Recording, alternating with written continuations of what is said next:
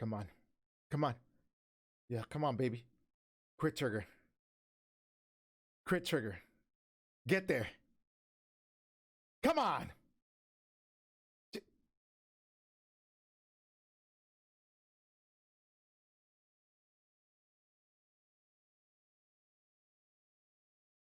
Are we live? Why didn't you tell me we were live? Welcome back, Cardfighters. How you doing?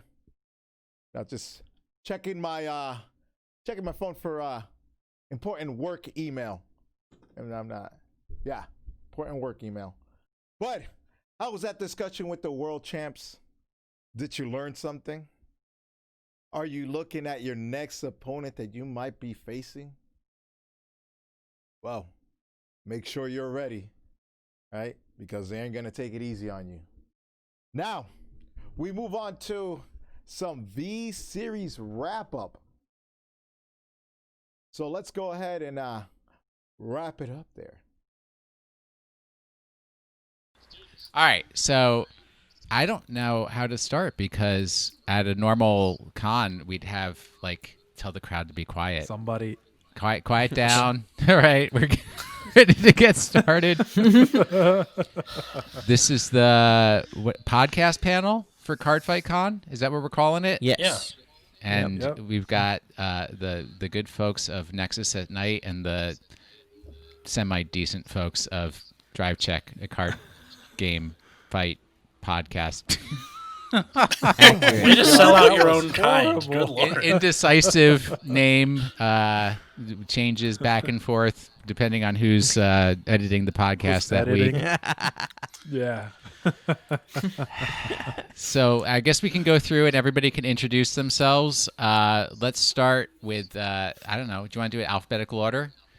Yeah. So, Sure. Alan Camacho, you're going first. All right. Alan Camacho, part of the Draft Check at Cardfight Vanguard podcast. So, what's your favorite clan, sir? Bugs. I love Mega Colony. I currently focused on playing Standard. Back in G era, my thing was playing Machinings and seeing the despair of people when they could not stand their Vanguard. That was beautiful. And would you say that was your favorite format? Well, I like what they've done with Standard, but honestly, I sometimes do miss playing Premium, I guess. All right. He misses the strides. So this is I miss the stride. This is gonna throw us for a loop, but number 2 is root beer because technically their name also starts with an A. Yeah. So my name is Alvin, aka Root Beer from Nexus at Night. My favorite clan is Bermuda Triangle, I guess, because that's the only one that gets me motivated to write anything for Outdone. I'm not on a show. panel with a Bermuda lover. Heck no. Hey, you be nice to him, all right? That's my job to rip on him. Dude, double rips. It's okay, we always rip on you anyways, Atlas. It's true. Just look at our Yeah, Twitter. so- Favorite formats? Either that one time that Sunshine Vert was meta, or around like BT12 when OTT was finally good in G era. All right. Atlas. My name is Atlas Novak, also from Nexus at Night, if the background wasn't enough of an indicator.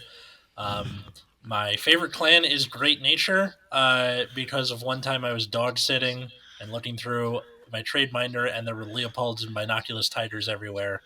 And then it was just off to the races. By that point, I really just liked the play style. They could literally be piles of poo. I would still play it. So you main Isabel now, right? Unfortunately, yes, in Standard. But my favorite format is Premium, and if you want to get like specific, just that sweet spot between GBT 9 and 12 in G era. So between Divine Dragon Caper and whatever the other one was with Drag Strider Luard on it. That was like the sweet spot. When Luard ruined everything, sure. Yeah. Cole? No. That part. No, it's before the Zeroth Dragon set. That's where everything went off the rails for me. Before Ultimate Stride. There you go. Yeah. Cole McCune? I am Cole McCune. That's me. My favorite clan is Grand Blue, and it's my favorite because, honestly, I like graveyard mechanics. Those are my favorite in card games. And then when Night Rose came out was like a little bit before, or a little bit after I'd started playing, so I was a nice jumping off point, jumping into Grand Blue at that point, and I just kind of stuck from there. So my favorite format is whenever Night Rose is present.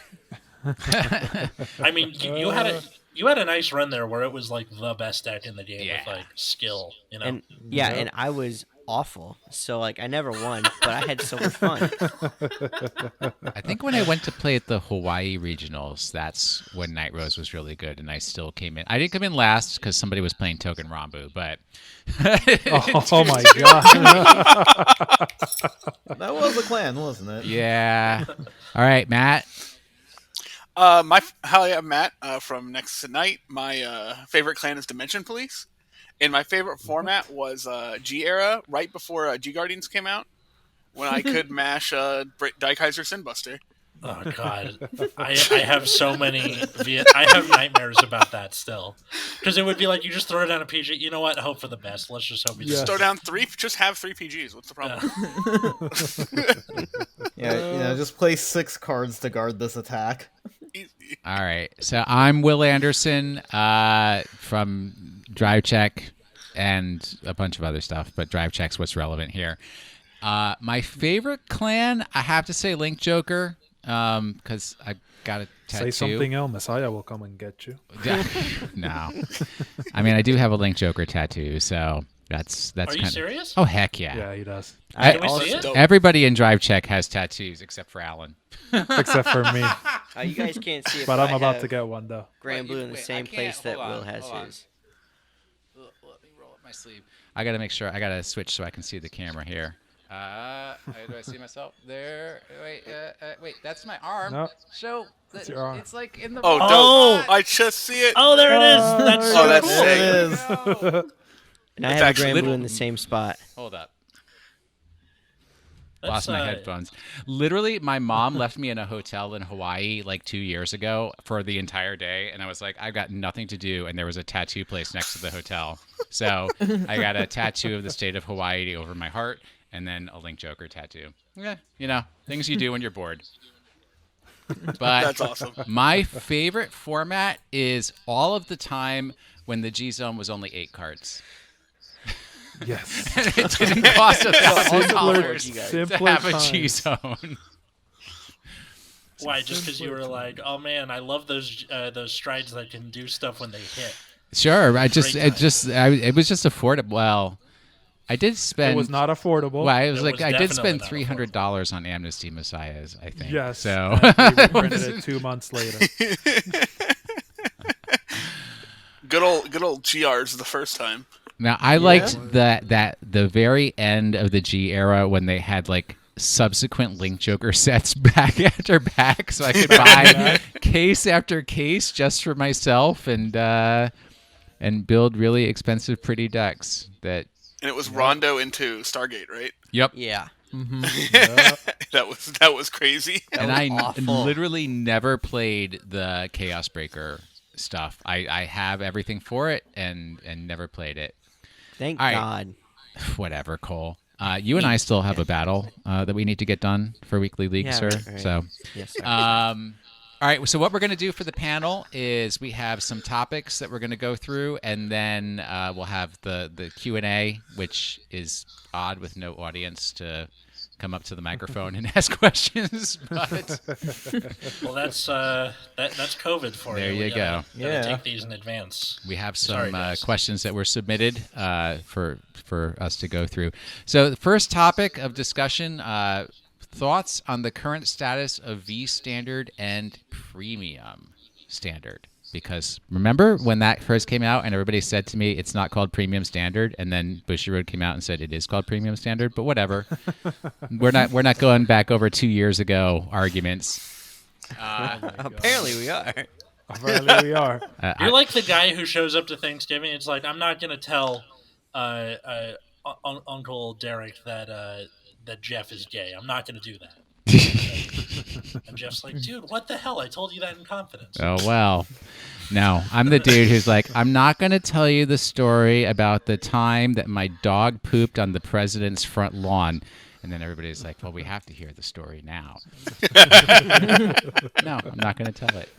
Either way, so what's meta? I live in Minnesota. I literally moved here the same month that Vanguard died in Minnesota. So I got no idea what's going on in this card game anymore. Don't worry, I've been that way since I came back up to San Francisco. Is there no Vanguard in San Francisco? I mean, there are a couple of small shops. It's just really out of the way from where I live. I literally moved here yeah. in it was like September 9th of 2019, and on September 15th of 2019, the last Vanguard League in Minneapolis stopped having Vanguard anymore. Damn. That's rough, dude. So the current meta is dead until I rebuild it. I'm very slowly rebuilding a Vanguard community up here. One person a year. Yep. One person a year. That's what we're doing. Yeah, so I guess in English, Luard is just the deck to be playing. Because standard Luard is just, even with the hit to Nemain, is still the best deck. Yeah. And nothing changes in Cavalry or Storm of Blue Cavalry, which has just come out, I believe. But Yep. but big belly stuff. Yeah, I Yep. know it doesn't matter. God damn it. No, It exists. let's not. I thought Thavas Lambros would do something to Luard, but I guess not. Oh no, It's okay. It is. Do they have the PR? No, they don't have the PR. they don't have the yet. PR yet. No PR. Yeah, the PR is really helpful. Yeah. But So- still, like, that deck is weird. How does the current all right? So we're kind of looking where we're at the end of the V era, supposedly, because Oh my God! Don't. we're We've been saying No, we're it is getting the end near of the the end of Viera. Viera for like a month or I'm not more even sure. now, and like we don't even know. It could be, it could not be. well, the last episode of Vanguard If came out today. Supposedly, that's what my mom tells me. She's the only person in the world I know who actually has watched every episode of Vanguard If. But congrats to her. You have the coolest mom. no, dude. I do not. Yes, he does. Yes, he does. Please, my mom is a royal paladin main. She is not the coolest mom in the world. Okay, at least your mom the only like things my mom is into is like NPR and Left, Right, and Center. Like My your mom mom's not doing literally weird stuff. complains when Aichi is not the main character in the anime. Oh so. yeah, I've heard that. don't show her the Legion era. Probably too late. Oh yeah. No, that's I mean right. she couldn't find the Legion era anime, so I'm not gonna worry about it. But how does the current, like, what we're looking at right now compare to past eras of Vanguard? I mean, the way I've always kind of looked at it is, there's always a rotation of what's the best clan, what's the best deck, and everything. And I've seen that continue during the V era. The biggest difference that I kind of feel I see is that standard decks are more affordable, like for a whole deck build, than things were in G era or even previous to that, when it was really hard to get perfect guards and stuff like that. Am I wrong? You are I not. think that is mostly true. I think that is in general true. Yeah, there's of course been some like narrow cases where things have gotten out of hand, like Kagero. But But I think Kagero it's always gets out of hand. true. Just be honest. But that was true before as well. Yeah. Yeah. Yeah. I think overall standard has been cheaper, although I feel like recently prices have started skewing towards like the same as it was in late G era, where things weren't obscene anymore, but they were still fairly expensive for what I think a more casual player base would want.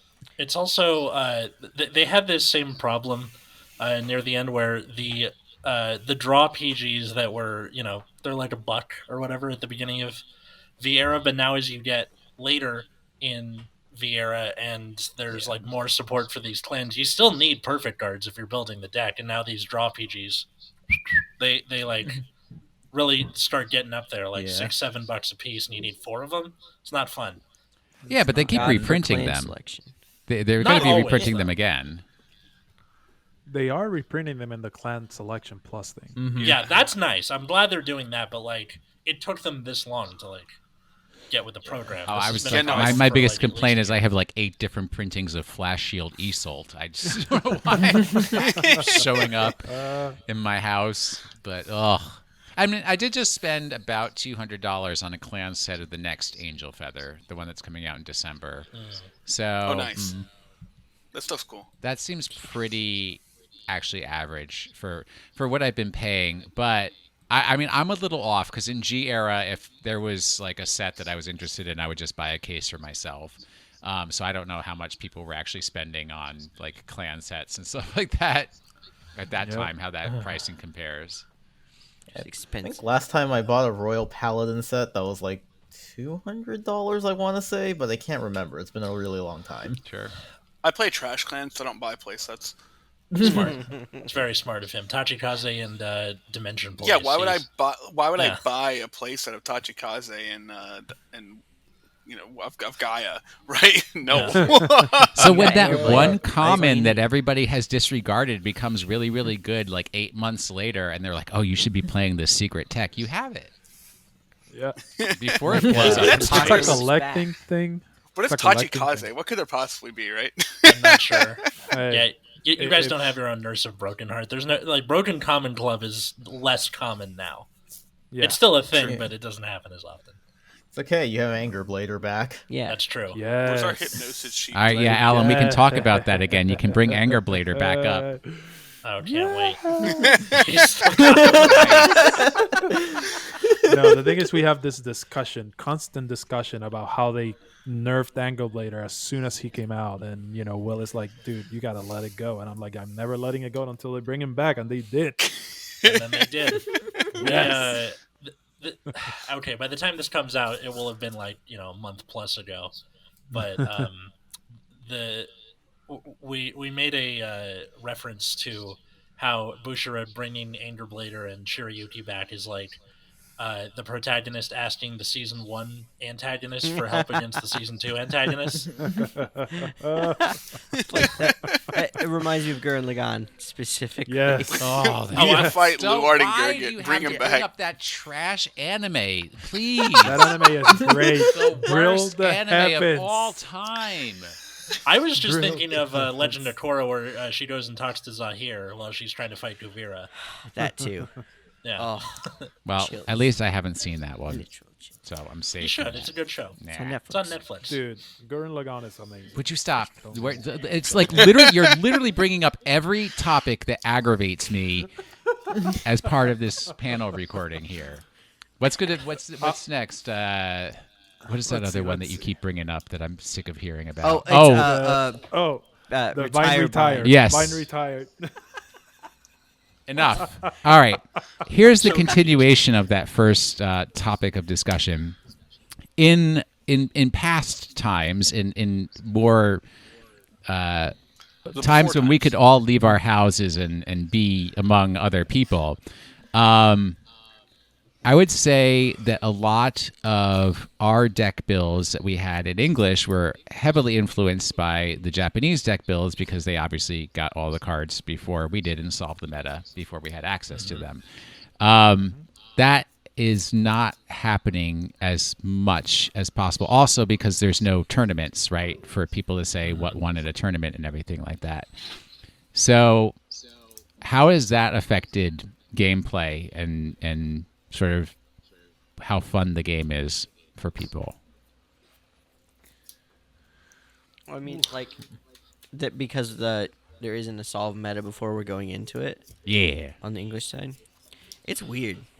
Yeah, it's okay. So I know in Yu-Gi-Oh you have the English players figuring out the meta, like they're the ones who innovate, and then that moves over to Japan, and then in Vanguard it's the opposite. Even though in both cases the English gets the cards second, I think that the way to like innovate in a landscape like this where we're all stuck inside is unfortunately CFA or tabletop simulator. Yikes. You got to either do that, you got to have a person you play against either like socially distanced or on Skype or however it is you do it, or you are going to have to 100% theory craft. And I think that should be something that whoever is looking up deck lists should take into consideration. They need to go, okay, this is COVID times. This might not work. I need to try this Yeah. before. Although- Because the people who net deck in like normal times are just like, I'm just going to net deck, and then everything will be cool. It's going to work out fine, but you don't know. I mean, Vanguard Although- decks typically don't have like a lot of like extra options of cards to play, Mhm. at least not in standard, because like decks are fairly rigid, and so like there's not a whole lot of reason to not net deck. Like, why reinvent the wheel? Like, Yeah. why waste time reinventing the wheel if like the decks are already pretty close to Mm-hmm. optimal? Mhm. And you know, if you need them, if you think you can change. Oh, let me take one card out, put an extra card here. That's really small generally. It wasn't as much as it was in premium, where you have like a lot more The ability pool is to. bigger. Yeah, the pool is bigger. The cards can be very impactful even at low numbers, and those small decisions make a really big deal. Like Dark Irregulars playing that grade 2 that gets power for each card in your soul, right? And they just sit on Rhodia. and they just Yeah. sit on that forever. It's like Yeah. that's not a card they'll always play, but it's really good in some matchups, Yeah. and so they can just sit on that card, and like I think like that's something that was innovated more in the West than it was in Japan. But with that being said, I think Japan is still holding a few tournaments. But yeah, I mean, people are still trying their best to playtest everything right when they see it. Mm-hmm. So Like, they're not waiting at all. do we feel that there is just more variety in the premium decks that are out there just because of that larger card pool, or is there something else about the premium format that impacts like how much variety there can be? Is it like more Strides balanced? and G or- guards.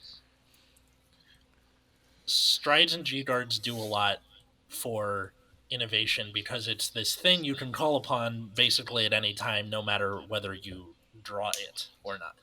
So that allows you to kind of play almost any deck you want, and then just as long as it works around that stride, you can innovate on the margins as opposed to what the winning image is outright.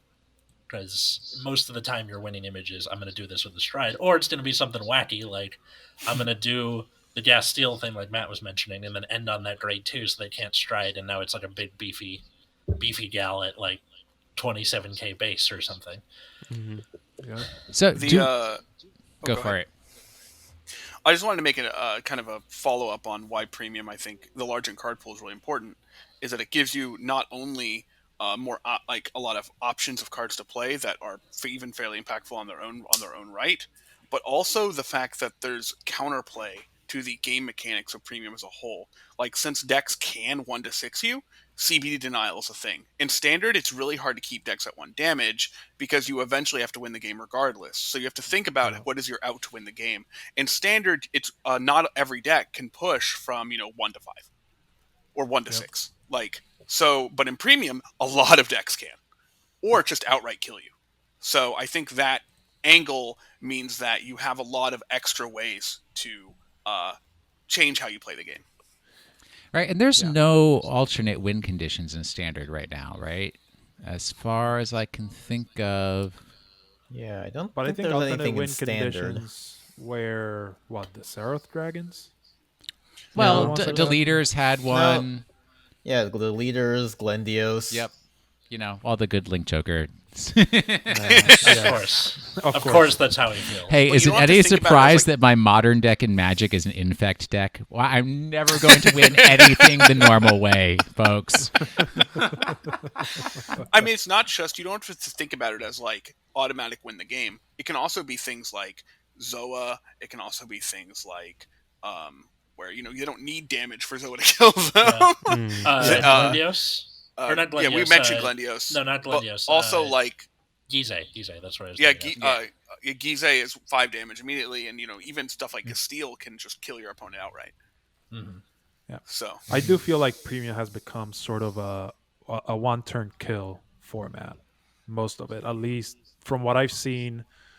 I was gonna say professionally, but what I meant was like competitively. And you have a lot of strides that came out in the last few premium collections, like Cole's favorite New Dio. That card You is stop. I mean, I was reading that card with Cole the other day, and I was like, "How did they even print this? This card is ridiculous." Dumb See, card. the way you word that, I just imagine you like a kindergarten teacher. You have a book just with the effects in it, and then you like show the picture to the class. Oh yeah, I just show a picture of the card and go like, "Look, if you do this, you're winning." Period. Hate it. So that's how I see. Like, yeah, premium can be a very fun format, because you have that big pool of resources, and you can just make one super ridiculous gimmick, or you can just be super streamlined and just have that win mechanic that you can do one or twice in a game, and if you don't win, then you're like, okay, then I guess I'll lose. There's also like decks that can do a lot on turn 2. Like turn 2, you get them to like 4 damage, and then they get to turn 3, and then it's your turn, and then that's when you like chop their head off. Yep. I mean, I can Volcagoat on turn 2. For fun. Give me skeleton cannoneer and I'm okay. But yeah, premium is better because I can still lock my opponent's cards in premium, which I can't do in standard anymore. All right, another topic that we had about. Well, I hate that this is called distribution of wealth, but Sorry for the title. Sorry. I already did an entire episode of Dry Check about capitalism. But Dang, we gotta get in there. That's it's hard times.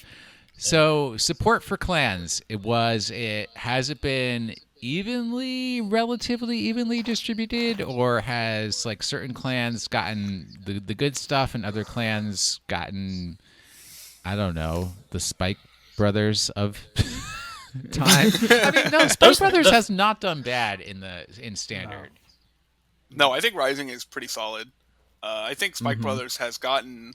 So every time like Spike Brothers has gotten support, and I know they could support too often, but I feel like every time they've gotten support, they've been really close to being good. Mm-hmm. It just so happened that when they got what's his name, Bull Spike, but like Mordred, Anger Blader, Huga, Vanquisher? Yeah. I'm not sure. Vanquisher wasn't quite out yet, but like and Silverthorns are just a bit better. Yep. Mm-hmm. And then like Rising comes out, but Luard's like high. Mm-hmm. It's like every time they get the good support, something else is controlling everything else. Yeah. But maybe like if the ban list or some sort of like silver bullet kills everything around, then it's just kind of like the best friend who really likes the girl, and her jerk boyfriend breaks up with her, and he's like, I was here the whole time. Don't you understand? Wow. I'll always be there for you. So I would say, right, obviously there's not 100% balance across all decks and all support, but I would say the way I would want to look at it is any deck that a skilled player is playing can do better than a good deck played by an average or unskilled player, right? There's no deck that's sort of like auto win. But is there any deck out there where a skilled player, no matter how hard they try, there's just nothing they can do to win against an average player? Is like playing a good deck? I think that the average draw Luard will just beat you right now. Like, unless like the Luard player is like misplaying constantly, or has my luck. But yeah. Yeah, I mean, Cole. just assuming luck even on both sides, because it's really hard in Vanguard. Because Vanguard, you can actually just lose from the beginning of the game, right? You're just like, oh well, I have 5 triggers in my hand. Yep. Yeah. It's like, I just got crit every turn. Nice. Yep. Like, but that aside, I think Luard is enough better than a lot of the other things, than pretty much all the other things going on. Does up it play until itself though, or is it just that good? It mean, is just that good. I have to say. It's just like Night Rose was that good, but it took skill to pilot. Yes. Yeah. So when at the time, like back in G era, the comparison to G Night Rose is kind of like, well, G Night Rose had so many different decisions, even during the battle phase, that you had to make at like every single attack. Luard doesn't have those decisions really. fill a field, call a Morfessa, do the thing, right? Like, and you just Mhm. scale so hard that your Mhm. attacks just become so big. Yeah. Like, you just end up with 8,000 force gifts on the table. Yeah. Like, it doesn't. You don't need to make that difficult decisions at any point. I think like imaginary gifts in general have this sort of thing where as you gain more and more of them, the skill needed to deal with them becomes less and less important as the game goes on, and I guess we'll get to that later. But Yeah, I feel like there have been a few oppressive decks in various formats. I think this is going back really early, but when Zanbaku first came out and not a whole lot of things had answer to the Vanguard stunning, I feel like that was a fairly easy deck to play. And yet people I messed think up with it anyway. Vanquisher was like fairly easy to play, although you did need to get 3 binds out, so I think there was a bit of counterplay there. it also And yeah, had I think Bluard now, yeah. just like kind of brainless, it scales pretty easy, and it's pretty easy for you to figure out, like, I should probably just play the cards that let me draw a million things so I don't lose. Well, we have some clans that literally only have gotten support once a year, not counting Bermuda Triangle because that's its own realm. But Technically, they got 2 rounds But of support Bermuda in got 1 twice year. a year this Yeah. year. all right, but like Spike Brothers, Tachikazes, who else is in that Mega Mega Colony. Colony. Mega Mega Colony? Colony. Right? They only get support once a year. Great Right. I believe Nature. I also got 1. Yeah, they're the rejects, as it were. Yeah. Yeah. And Neonectar, kind of. Royal Paladins, they've been doing pretty good, getting a good amount of All- support. All 3 paladins will always get at least twice a year. I agree. Angel Feather's only been once a year. Yeah. Yeah. No, they had 2 I this year. feel like some of technically. it depends on, like, the anime, too, because Bushiro does tend to support based on what's showing up in the anime. Oh, so absolutely. Yeah, Yes. if you Like- have a main character clan, then there might be a period where it gets lots of support just for being relevant to the anime, and then, it kind of drops off after a bit. Like Genesis, during There you go. Shin's arc of the anime, got tons of support, and then after that was finished up, it kind of dropped off for a bit until just now with Fenrir and all his buddies. Yeah. I think after the Chin arc, they only got like the red Uranus, and that was it. That was Yeah. that was the tail end of the Shin Yeah. arc. And they got some new stuff with the Fenrir set as well, but Yeah. So, are there any clans that are getting like pumped up too much? I mean, obviously, Shadow Paladins. Or just paladins. That's just always the case. Yeah. I feel like in terms of like volume of support, Royal Paladin, because I think they dropped off a little bit during Shin's arc, but then they got Alt Mile. They're now getting Sank Guard, They got and that's like MLB. a special. And Yeah, they got MLB set. outside of. Yeah, they also got MLB. So they got like two Literally has special the decks. nicest Vanguard deck box I've ever seen in my entire Vanguard career. I just love looking at that thing.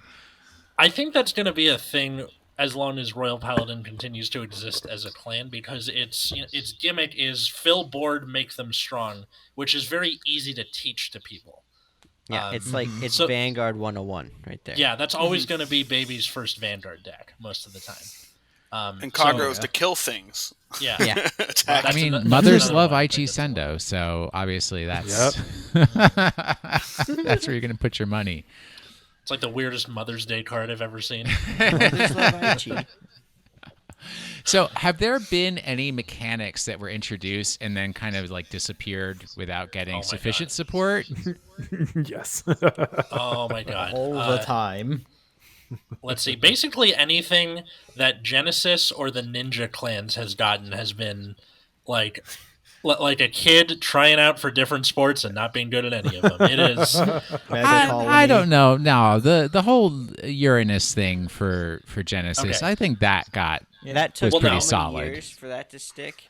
yeah, but Oh, yeah. okay, so at first like Genesis, back in the day it was just like every clan but with a Soul Blast cost introduced. And then it turned into Fenrir with the soul blasting and calling stuff, which is just Pale Moon with extra steps. Then it turned into Revelation, which was kind of neat, but then they didn't stick with it, and then you had Uranus later. It was just this sort of thing where they didn't know what to do.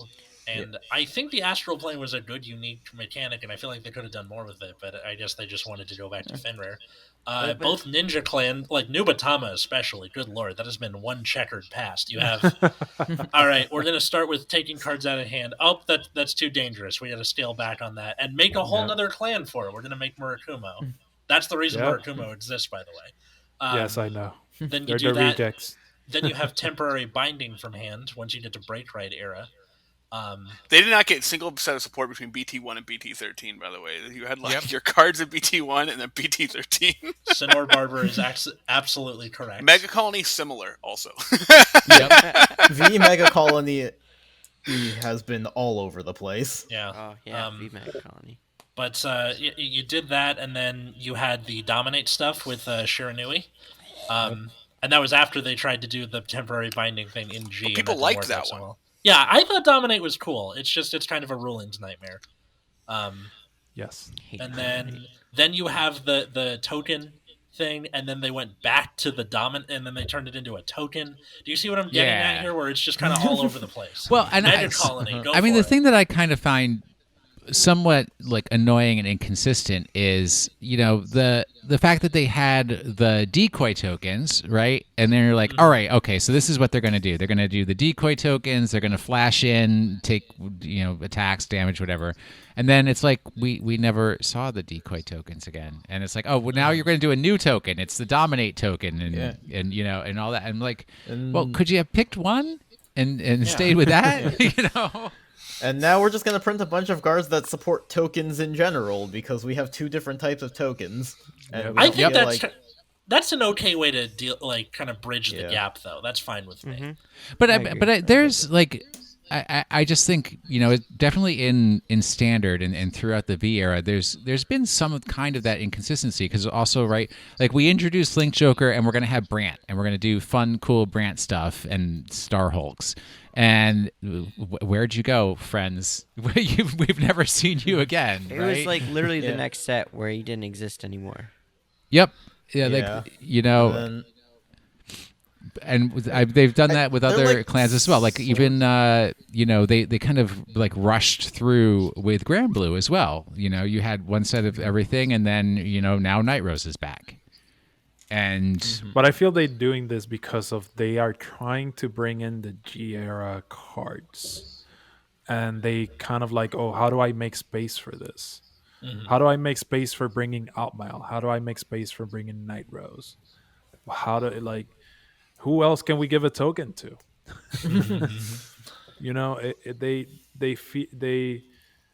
It's like you guys said, right? V era Mega Colony has been all over the place. Let me rest my units and then give you minus power. Now I'm gonna mill your deck so I can get more power. And now I'm like, okay, let me put cradle markers on your stuff, and kill your units basically without them leaving the field. It's like, come on, just pick something and stick with it. So and then like the old stuff, right? It's like they brought Gridora and the whole cradle marker thing, but you haven't seen anything for like the machining mechanic of resting and getting power or whatever. And you're probably not going to see it again.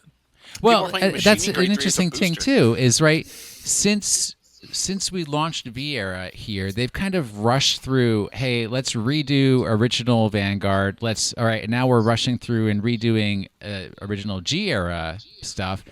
What's the rush? What are we getting to? What's gonna happen in 2021? Whatever overdress we'll have to is. see after. Yeah, whenever overdress becomes a thing. Is. Oh my god!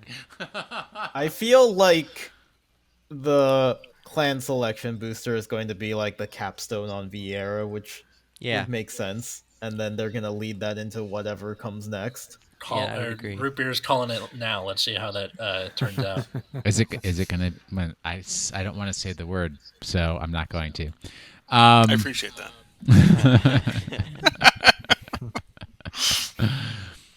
All right, so somebody wanted to talk about power creep and play testing. I don't understand what those two things have to do with. They don't have anything to do with one or with the other. They begin with P. There we begin with the P's. It's called PCNP. PCNP. There you go. I believe that's a drug. No, that's just PCP. Yeah. I think power creep is something that we've touched on already a little bit in the sense of Yeah. talking about things like the rise of the Excel clans, at the end of mid last year, and then Silverthorns, Tachikaze with Angerblader and Hyuga. And then their overreaction about Excel clans, and then It feels like in the era, like the meta changes have been very big leaps. Like originally, at the very, very start of the era, we just kind of had cards that got really big and maybe had Sentinel restricts. And then Zanbaku just rested Vanguards and made it so that many clans just could not function, and it was a very big leap up for a little bit. The more important part of that card is that they couldn't reride, which was really important for things like Imperial Daughter. Mm-hmm.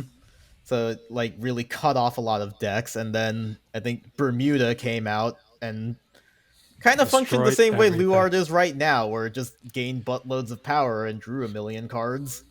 Yep.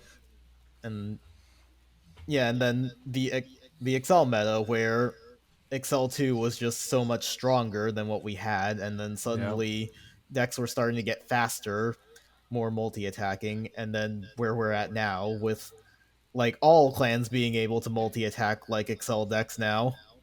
And now it's all about scaling. Now it's all about how big can you become later. Yeah. Like if you can't kill them on turn 3, can you become where you're basically unstoppable later? Yeah. And that's what Luard does. That's what, spoiler, Gurgit does. Yeah. I mean, probably what something in Bermuda will do, probably mirror. Again, by the time this comes out, they're probably going to be like, oh my god, it's killing us all. Yeah. Oh my god. I mean, we once ran a tournament at Gen Con where somebody literally got up and left the tournament because they were sick of playing against Bermuda players. It's like 10 out of 12 decks in the tournament were Bermuda. This is the height of Melody. Oh yeah. Oh yeah, that deck was nutty. I do not blame that man or woman at all. Never have I looked at a handful of grade 3s and been like, man, this hand's awesome. Yeah. That's not It's really great when all of your grade 3s just copy each other's skills. Putting the lie to the first episode of Vanguard, the anime. Morikawa had it right the whole time. Yeah, he had it right the entire time. I mean, I had in our capitalism episode, I had an extensive discussion of why power creep exists, so that people still continue to buy cards. So I mean, it's never going away. But is there any like mitigating factor? Because I mean, just there is no publisher that's going to put out cards that are like, well, don't buy this set because they're just not going to be. They're not going to win you any games. They're not going to do any good. I think so. There are a couple. Let's look at the 2 longest running card games and kind of like think about like what they do to kind of mitigate power creep, right? Oh, you mean how like Magic prints chase cards and then bans them a month later? Oh yeah. That. So recently, Magic's just been banning cards even with a rotation because, well, they're silly, and so. But so Magic ideally has the rotation to kind of eventually kind of phase out older cards, so you have less broken combos. You have these things. You have a more controlled format. Is how it's supposed to work. Mm-hmm. Recently, that's not been quite the case, but that's the idea there. Yu-Gi-Oh, on the other hand, just says screw it, do whatever you want, and we'll just adjust to the ban list every 6 months or so. Yeah, but they also like. That comes at the same time every year. It's as predictable as the tides. You know it's coming. Mm-hmm. Magic and Yu-Gi-Oh usually Magic will specifically give a date. Yu-Gi-Oh will be like, it'll be around this time. Mm-hmm. Yep. Yeah. Also, I think those games just release slower than Vanguard, because Vanguard is every month. And that's like an interesting thing, right? My original TCG was Pokemon, right? And Pokemon releases in English are quarterly, but in Japan are monthly. So, right, it's an expectation that kind of like, from my point of view, the expectation is that sets should release monthly, and it's just they kind of like bundle up so that to save on printing costs, I don't know what. But, Pokemon also does an annual rotation, and it's just a very clear, 6 sets are going to get rotated out, 5 or 6 sets, and you just know what's coming. And they manage the rotations by printing secret rares so that cards stay valid outside the rotation, everything like that. Why are Vanguard players so scared of a rotation? I think this is difficult to say, but I think the difference between Magic and Pokemon's rotation versus the rotation we just had in Vanguard is Magic and Pokemon, not every card rotates. Yeah. Yep. Yep. The Not way whole game. Right. The way Vanguard was rotated is that basically every They previous took card everything. was. Yeah, Well, they took everything. chronological. So let's say that they're doing, I can't remember what the sets that are coming up. Clan selection, fan favorite. What is that thing Clan called? selection. Clan selection. Yeah, Okay, Clan so they're Selection. doing Clan selection 1 and 2. It's going to have perfect guards. It's going to have reprints of XYZ cards. So what if they print that and then they say, all right, we're doing a rotation. Those cards are all still valid, and then everything else is rotated out, and we're going to start doing or like everything prior to 2020 is rotated out. I feel like part of the problem there is just the way Bushiroad designs cards is they like to call back to old archetypes, and I think there's an expectation of that within the community because people get very attached to certain archetypes or boss cards, so there's an expectation that Bushiroad will have this archetype support so that old favorites will come back. Yeah. Well, I think it's one also, clever- like, premium. But also, if you do a rotation, right, you can then reprint a card with the same name and just say, if it's from this set, it's good. If it's from that old set that's rotated out, it's not good anymore. So they can maintain the archetype that way. Reprints, Bushiroad's best attribute. But not even reprints. Obviously they remade a Fenrir, right, and just make a new Fenrir that does something slightly different. Yeah.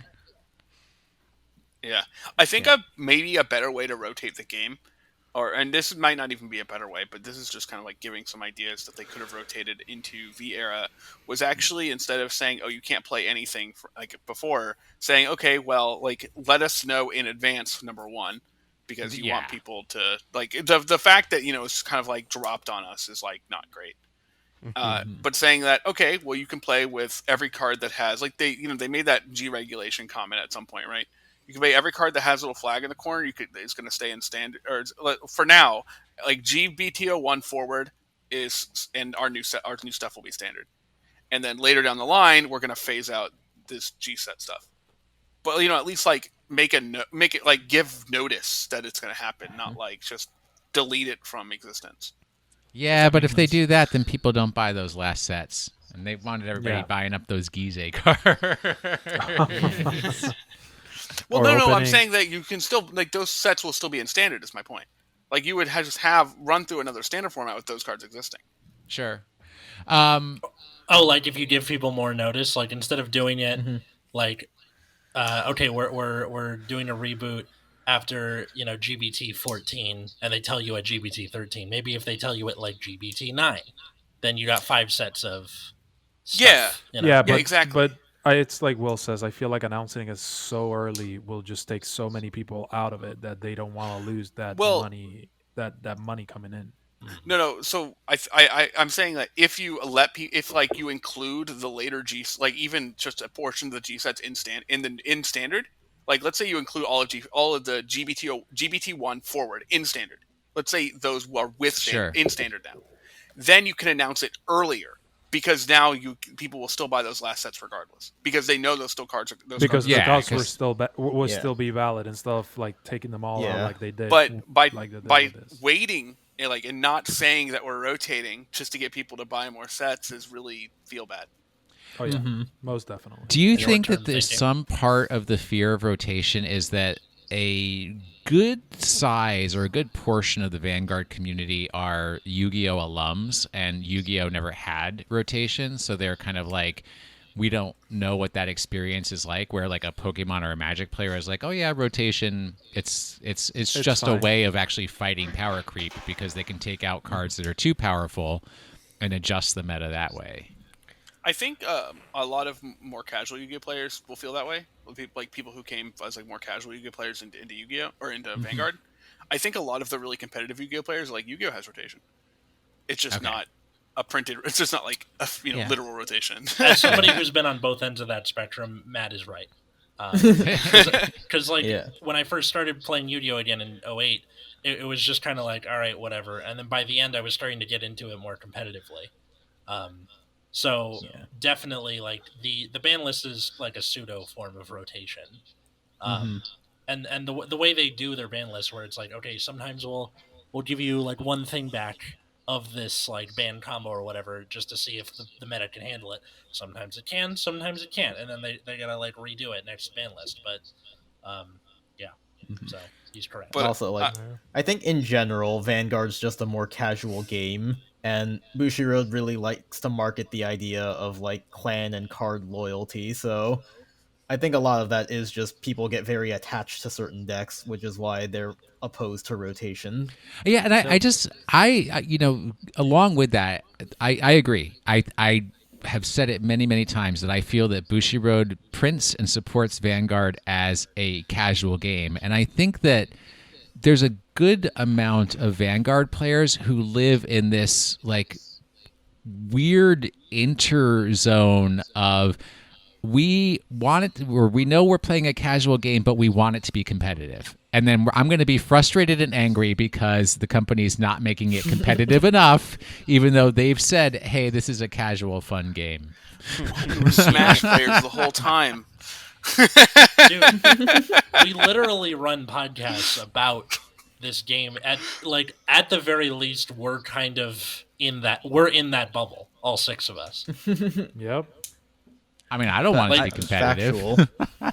No, but like by that very nature of analyzing things about the game, about the meta, about set releases, we're plugged into that, even just a little bit. I just had the weirdest metaphor in my head. It's like Vanguard players are all out there buying Honda Civics and complaining that they're not driving a Lamborghini. It's just like it's not a bad metaphor. But also Honda Civics are a very reliable car. Absolutely. You can upgrade the pieces to make a nice little street racer, but it's still not going to outperform fine Italian engineering. It'll last longer, probably. It'll probably last longer. So, I feel like I'm the only one here who thinks that rotation is not the solution to Bushiroad's power creep, considering rotating these old cards back in the day, like how many of those old cards actually matter compared to like Luard. Most of that deck is just all the new stuff, and then maybe something that came out earlier this year. So, and they are reprinting the draw PGs, and I think that was the only old card that you needed really. So like I don't think the rotation is the thing for the game. I feel like spreading the sets out a little bit more. Definitely. And maybe including a few more clans in the set. So it's a wider variety. Takes a little bit longer for the meta to realize what's good, what's bad, and what not. And by that time, everything's solved. Then we have the next set in 2 months or so, whatever. And then everything kind of starts over again. Now you have to figure out how those last, 5 sets or whatever, 5 clans and the new 5 clans, how they work, blah, blah, blah. I feel like that would really benefit more than just a rotating old cards that no one plays anymore. So one counter argument that you have to keep in mind, which I'm not Mr. Bushiroad and I'm not managing the budget of that particular organization, is if you spread the sets out and consolidate sets. So let's say that Vanguard only has quarterly releases and there's 8 clans supported in each quarter, right? You have to print more cards per pack. Right, you can't do these dinky 5-card packs any longer, 7-card packs, and you have to have more packs per box. Yep. Right, that is a change in the cost of production that they may not be able to handle with however they're managing their. I have no idea what their profit margin is, or even if Vanguard is getting funded by their boat racing thing that they do in Japan. Japan Pro Wrestling. Well, there's 24 clans, so it would be 6 clans per set if you're doing. Oh no, because we've got to get double support for Royals Oh, Every so, year. Shut up. so that would come Yes. in, those would come in supplementary sets in between to hold you over. Oh, but now we're back Like to what they monthly do. monthly print Like what runs they there, do with sir. the extra boosters.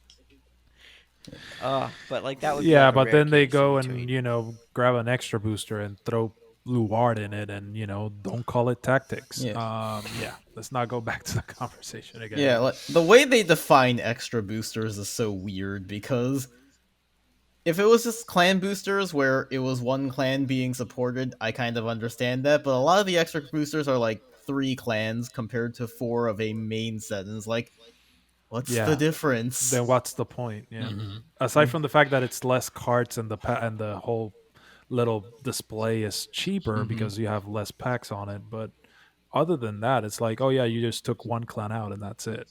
Just make it a full set, and that just that's it. All right. There's milking the cow. So since we've started talking about financial stuff, we can talk about the secondary market, Yep. All Let's right. do that. Let's which, do that. of course, the first thing that I always say when it comes to the secondary market is we buy cards to play a game. We don't buy cards as a financial instrument, and they're not an investment in Thank our you. retirement. Yes. Thank It's really you. bad Everyone's to like, do that for the most part. yeah, there are so many people I met who like, I'm losing money. I'm like, guys, it's a hobby. You spend money on hobbies. You Yeah. you That's- lost money the minute you bought cards. Okay. Yeah. It actually is incredibly frustrating when a card when a card goes like let's say it goes up like $5 to $20. Like I made $15. Like no, you did not. You spend 40. You spend 40 and sold $15 back. Yeah. You need to still sell it to make that money. Right? Yeah, Like, exactly. you can't. Yeah. You're just sitting on it.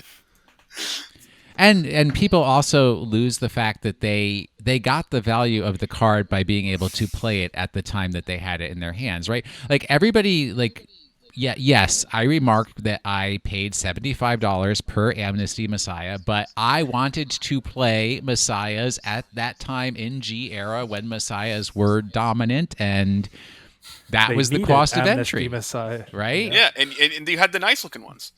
Yes, and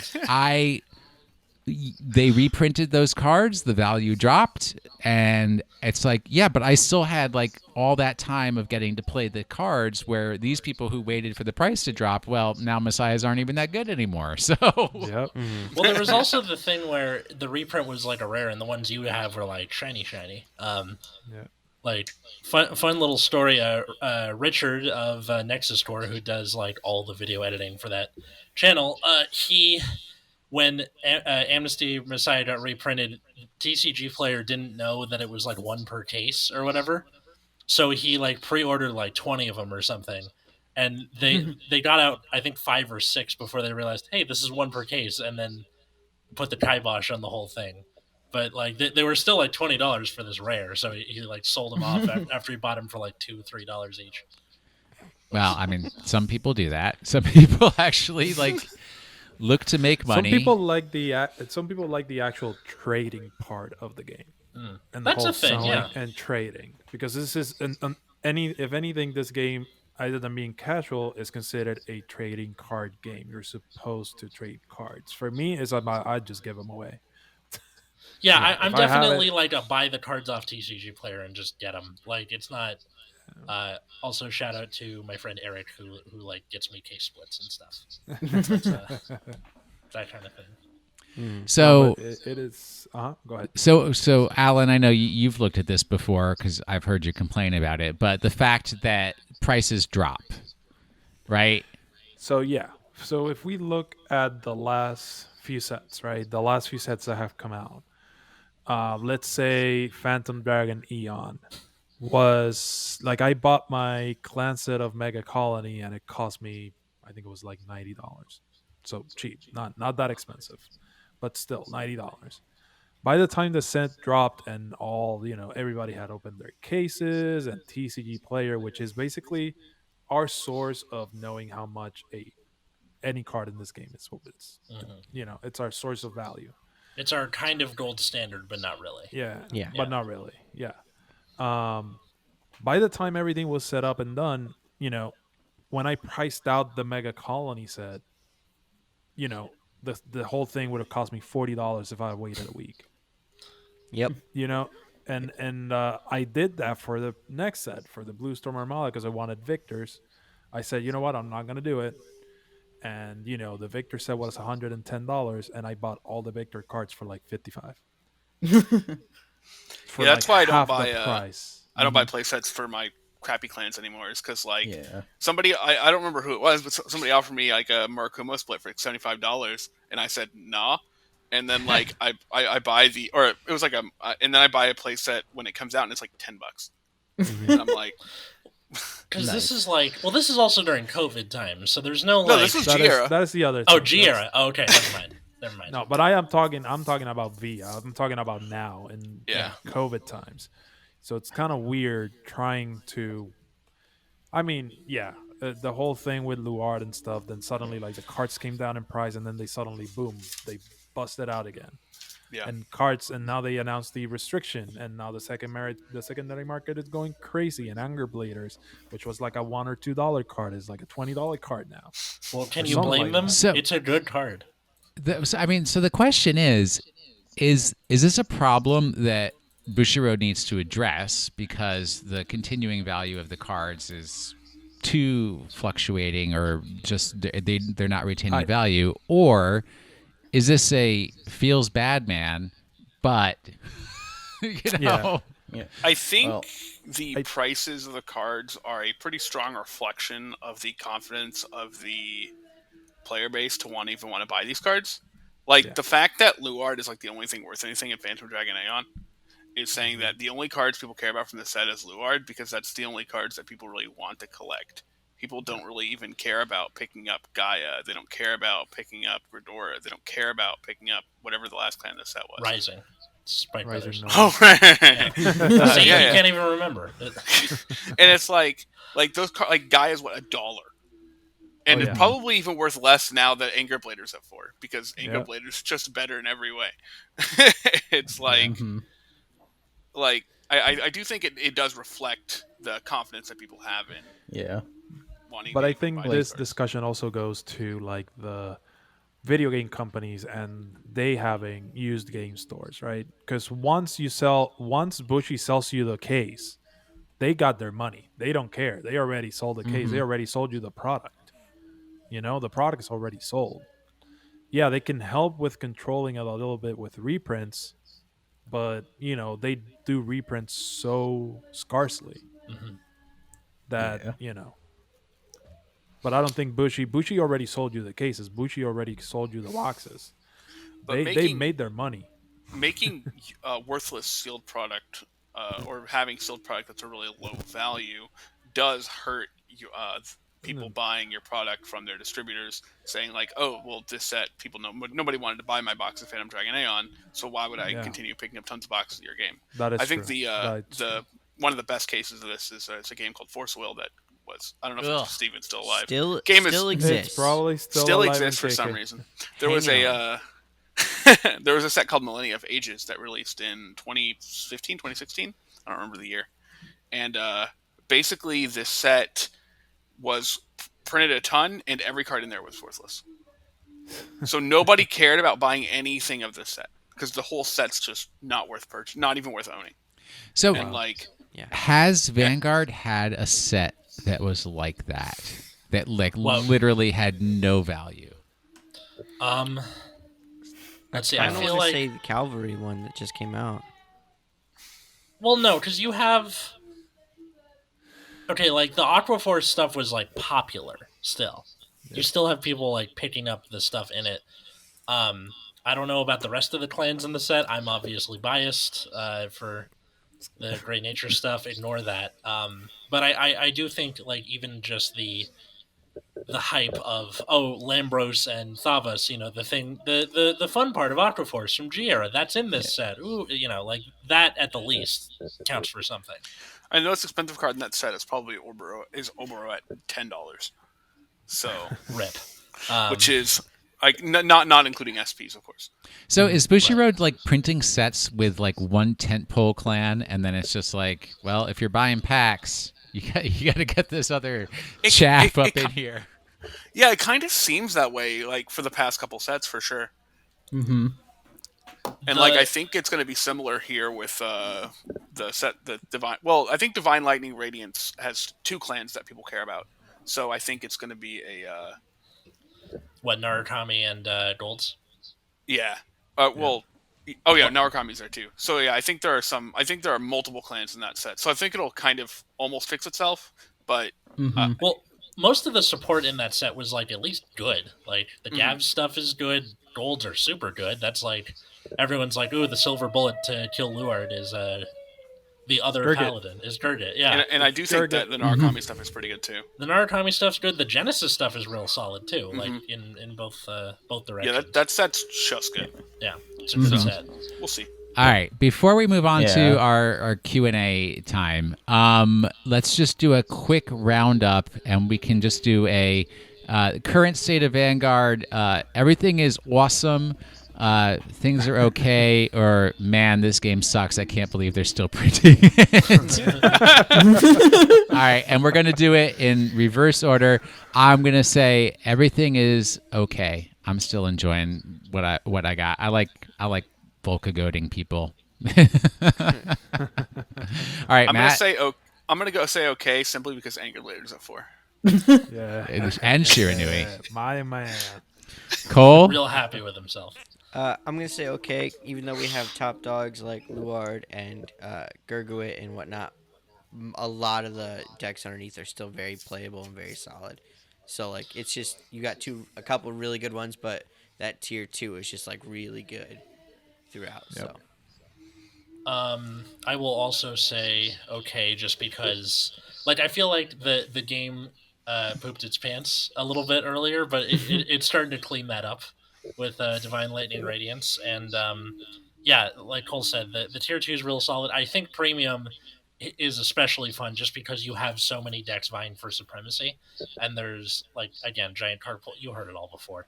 I'm done. Move on. I Alan? feel like the Or game Alvin? tends to go through like peaks and valleys, so there will be times where the game's like pretty okay, and then there will be times where it dips down really bad because things feel very dominant. And I feel like we're getting back into the upswing with the most recent ban list. I think it'll diversify things a little bit, and we'll probably have a more bearable meta than just Luard everywhere. I mean, we're in an upswing because Chaos Breaker Dragon is coming back, and that's the only. Oh, here we go. Alan?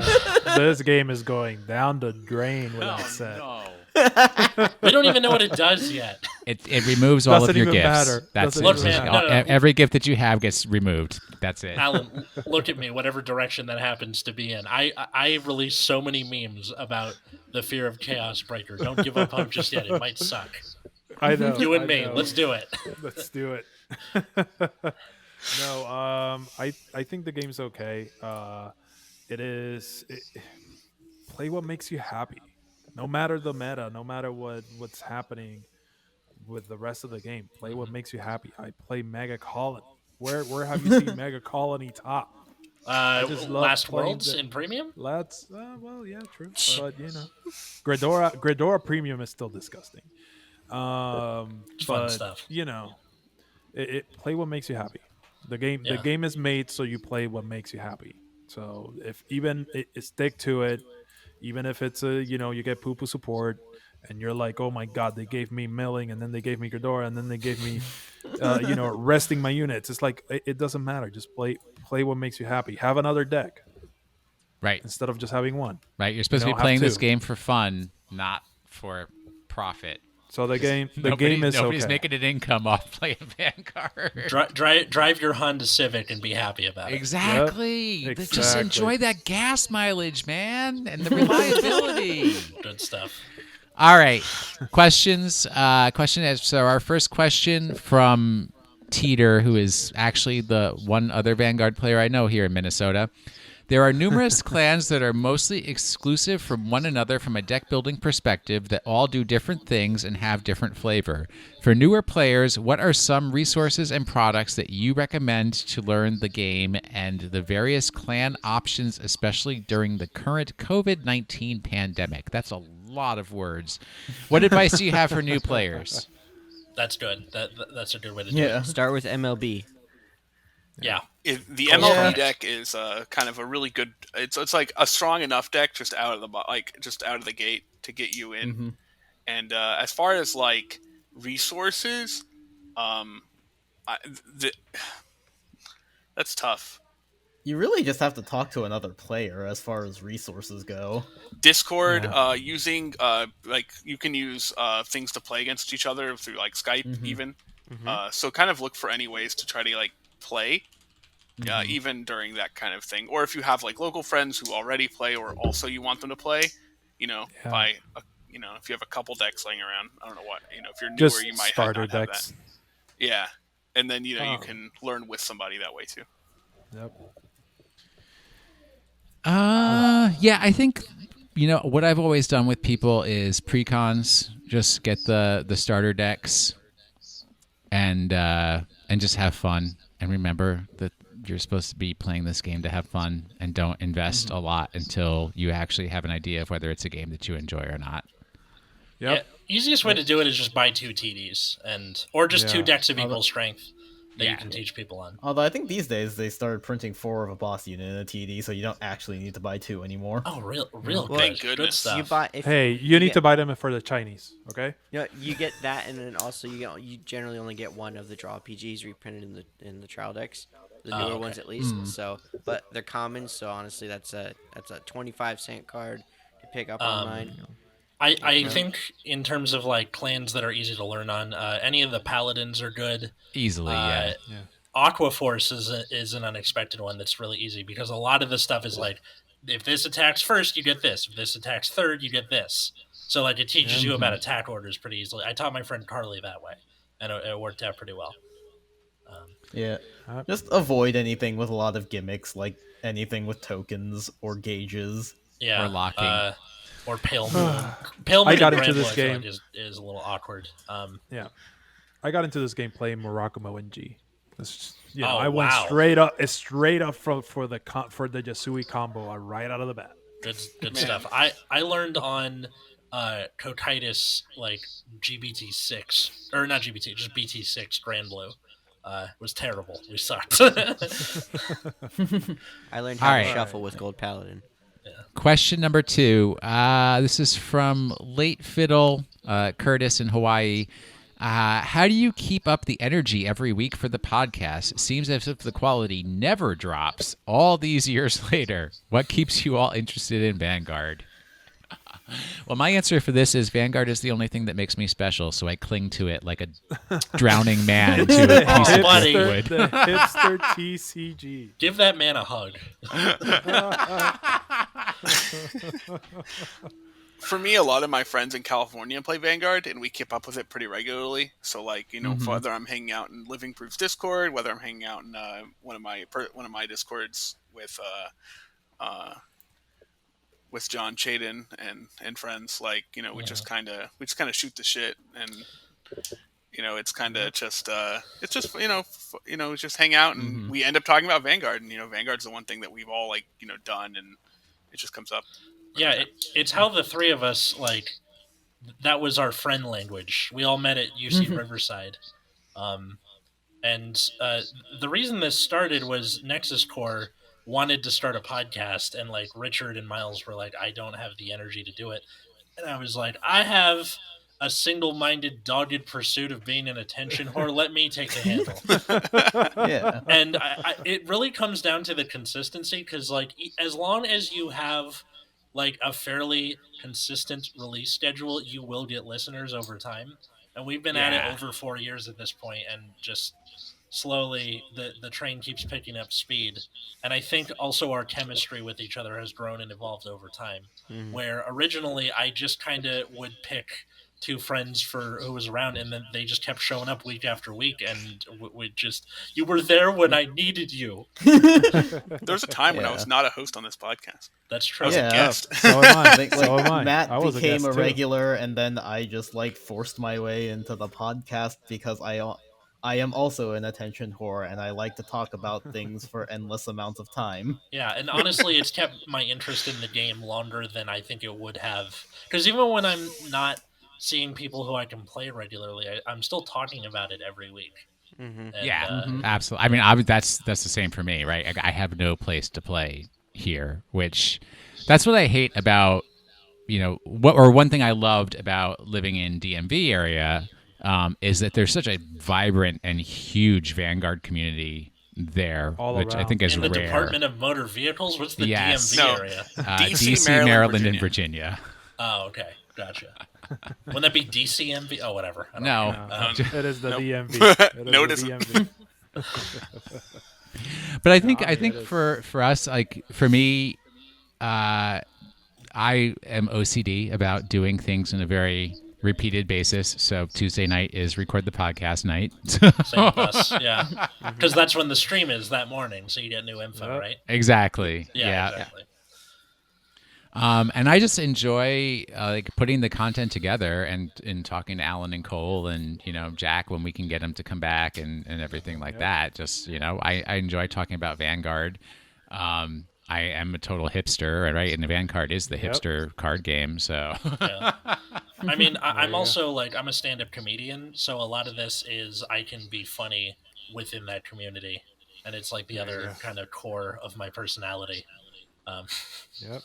all right, we have another question here from. So it says Jaime Alvarez, but I'm pretty sure that was a character from the. No.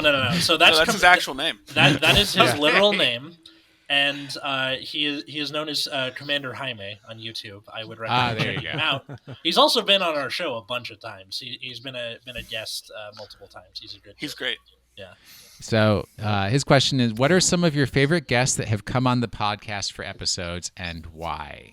Well, we kind of answered the question already. You already answered it. Like Jaime is always fun to have on. I don't know. I spoke with what's his name?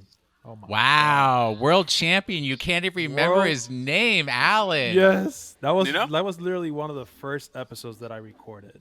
Oh, So- older world champion. Yeah, when we had Daniel on, that was Daniel Herrera. that was pretty cool. Thank you. Daniel Herrera, right? Yes, and we did that one in English and Spanish, so that was a lot of fun. Oh, that's pretty dope. That's I mean, that's why Alan was there because That's why I was there. my 'Cause Spanish is only swear words. Well said. That's most of my I English. mean, we've also had the episode we did with Mr. Gittolini was also kind of fun. Yeah. That discussing all it that came film, out man. bad, unfortunately. Yeah, It was bad. and I did an episode with Juan Mango. I mean, his last name is not Yeah. Mango. With Juan, like a Yeah, long Juan time Mango. ago, and his YouTube channel is blowing up. So Juan was one of the first people that got me into Vanguard. He was at the first shop that I used to go to. So Was that that was pretty DW? fun. Which one?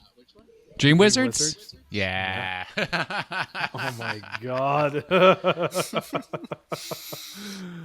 Oh, I would say my favorite guest that has been on Nexus at night is Spike Brothers dude. Living proof. Living Proof. I always Living love Proof to is hear him when amazing. he's on your podcast there. Living Proof is just a great person, and like he set up a really nice place. His Discord's just a really nice place for a lot of new people. So Yeah. it's super great. all right. And, What and I've also enjoyed having Solemn. Solemn is very patient, as it turns out. yes. Especially when we fail to record an entire episode. Well, it wasn't that the file got corrupted. Yeah. God, Yeah. that hurts. So we had to redo it. I'm so sorry, Solemn. All right. Last question. This is from Ozon. The question is, how do you think the restrictions erratas have impacted the confidence in the game in terms of product purchase and selling? What could Bushiroad do to correct this if it's negative? So are ban restricted lists having an impact on people buying the cards? Man, if I'm going to be buying some Tachikazis and have Anger Blader banned, what, a month later? 2 months A later? month later. Yeah.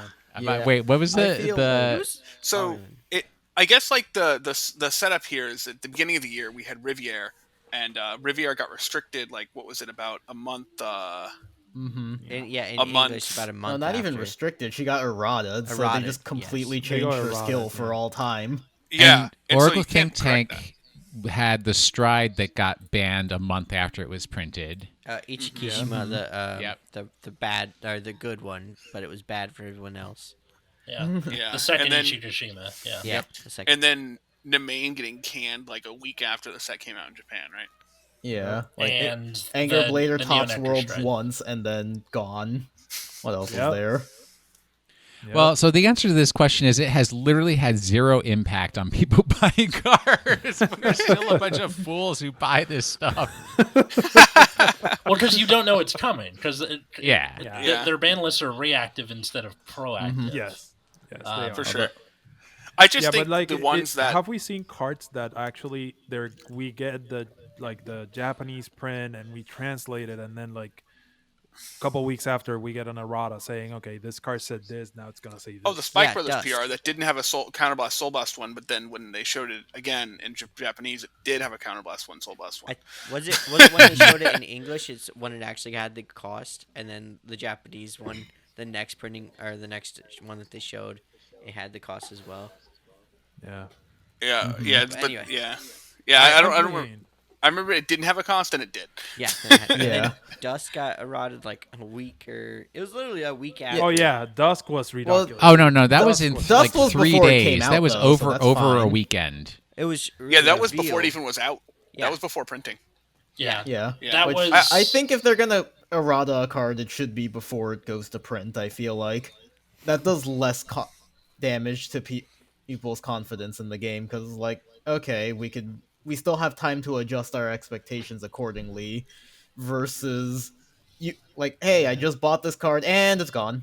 Yeah. Like, I feel like we might not be seeing it right away, but it's also just hard to tell with COVID. Like, shops are all over the place. It's hard to tell who's doing good and who's not. But I feel like in the long term, it makes it harder for people to want to play the game, just not knowing if this deck you just bought is going to be worthless in a week. Yeah. Mm-hmm. So I would say the interesting part of this question is the second part. What could Bushiroad do to correct this if it is negative? I mean, my first answer is playtest the cards. well, now like they they hired should a new involve the playtesting team community because more. everyone's like, "Hey, get your, get your stuff together." Like, Yeah, after what Zazan into Luard, everyone's like, Yeah. dude, come please. on. figure your stuff out. And like, unfortunately, that kicks in after the Bermuda set, so we gotta deal with the consequences of that. I find it annoying that the reason they got rid of the playtesting team to begin with was because someone leaked Chaos Breaker. Like, really? That's the like, we don't care. Like, Yeah. Nobody ca- No. You're gonna reveal the card in a week anyways. Yeah, like, relax. But they want to dude. reveal it on stream. Yeah. And people are going to watch the stream anyway. They're gonna be like, Yeah. no, that leak can't be true. And then bam, it is. Yep, it is. Yeah. No, I feel like I'm with Will. They do need to start playtesting, or either playtest or starting involving your community more in your playtesting if you need. Well, I'm 'Cause just you're, like, you're playtesting with a team. It's constricted to what that team knows. Somebody outside is gonna figure out a way to break it. well, but Alan, I actually think it's not even involving the community in playtesting. I don't think that they have anybody, even on staff. Like, they have people designing the cards, but nobody actually testing and iterating and doing quality assurance. Because a lot of their quality assurance is the way they want you to play, which is, this is in this very specific archetype. You're only going to use it in that. People are like, well, if Yes. you combine this with this, you get chemical X. Like, it Yeah. especially the thing with the Nemen and the rewriting Yeah. PBO into the Luard thing. Because they're like, oh, you would never combine those. Why would you? They're two separate things. And people are like, No, they're I'm not. still They gonna have the do same. that. You left the They door want us to open. play like we're in the anime. Exactly. Right. No, Yeah. exactly. Yeah. All right. All right, that's our last question. So, what are folks' last words? What do you want to end the panel on? Give your thoughts out to the con here, the Cardfight Con. What order am I going to pick? Well, we'll go top to bottom again. Alan, What? No, don't start with me. Alvin, Bottom. root beer. Well, this is coming out a month after we recorded it, so I hope some Bermuda thing has just absolutely destroyed the meta. And I everyone hope just Angel again. Feather is like oppressive. Gotta go back in Yeah, time. but we to have when a Refros Bermuda was card at that can 4. just heal damage every turn, so Ugh. be Atlas. at 4 damage forever. Let's see. Thank you to Cardfight Con for having us on here. You can find us at Nexus at Night on Twitter and Instagram. And if you want to support the show, patreon.com/Nexus at Night. Dang, making that money grab, Cole. Yo. Okay. I'm glad that this exists and that so many different creators can come together and make this whole weekend a big old showing. And that's about all I got. Oh, thank you to everyone who's actually come out and watching this. It means a lot that people actually pay attention to us and enjoy what we have to say. So thank you everyone for that. Matt. Yeah, so I think content creators are stronger when they kind of work together rather than fight. So I think it's really cool that we're all kind of in the same place. Solid. Have a good holiday season, and thank you for coming out. All right, I got patreon.com/drive_check. Shut up, Mr. Money Grab. We need money too. Don't we all? Oh man! Thanks to everybody who submitted questions. I appreciate them taking the time to do that, to give us things. Although we obviously had plenty of things to talk about. And no thanks to the people who think that podcasts fight when there's like literally no economy for us to be fighting. I know, we're the only two Vanguard podcasts that have lasted more than like 6 episodes or whatever. Exactly. There's infinite time for podcasts. Yeah, we'll be 5 years old this coming July, which is nuts. Nice. Oh, that means we're going to be 5 in April?